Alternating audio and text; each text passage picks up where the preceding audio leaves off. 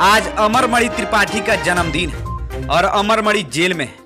उनको उम्र कैद की सजा हुई है, लेकिन आज भी उनकी लोकप्रियता बरकरार है। कहते हैं पूर्वांचल में हरिशंकर तिवारी के बाद ब्राह्मणों ने किसी को नेता माना तो वह अमरमणि त्रिपाठी ही थे।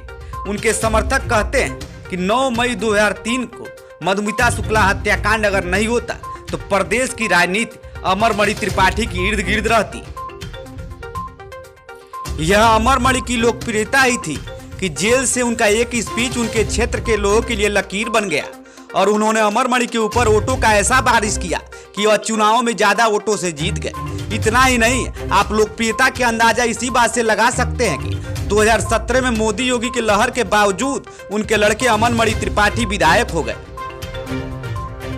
आपको बता दें कि अमरमणि त्रिपाठी पूर्वांचल के नेता हरिशंकर तिवारी के राजनीतिक वारिस थे। लगातार 6 बार विधायक रहे तिवारी की विरासत को आसानी से समझने के लिए जान लीजिए कि वो जेल से चुनाव जीतने वाले पहले नेताओं में से एक थे।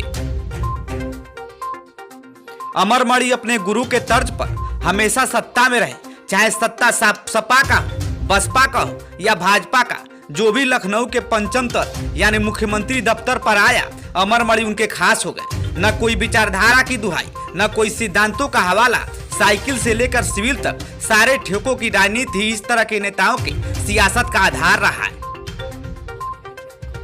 अमरमणि के कद के चलते जहां एक और उनका हर पार्टी में इस्तेमाल करने वाले कई लोग थे, तो विरोधियों का भी कमी नहीं था, जो पैरासूट से कैबिनेट में उतरे इन नेताओं को इनकी जगह हटाना चाहते थे। मधुमिता शुक्ला हत्याकांड ऐसा ही मौका बना। केस की शुरुआत में ही जांच को प्रभावित करने वाली शिकायतों के चलते इस हत्याकांड की इंक्वायरी सीबीआई को सौंप दी गई। अमरमणि के समर्थक कहते हैं कि अमरमणि हमेशा क्षेत्र के लोगों के बीच में रहे। उनके एक समर्थक बताते हैं कि अगर अमरमणि बहुत व्यस्त भी रहते थे और क्षेत्र का कोई व्यक्ति किसी काम से आ जाए तो वह सबसे पहले उस व्यक्ति का काम करते थे, और यही कारण है कि नौतनवा के लोग आज भी उनके और उनके परिवार का समर्थन करते हैं।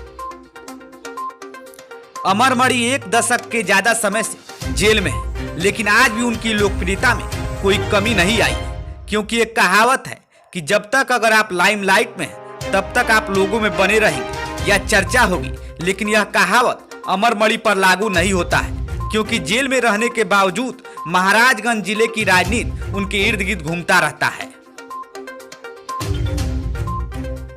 आयुष द्विवेदी की रिपोर्ट, गोरखपुर लाइव।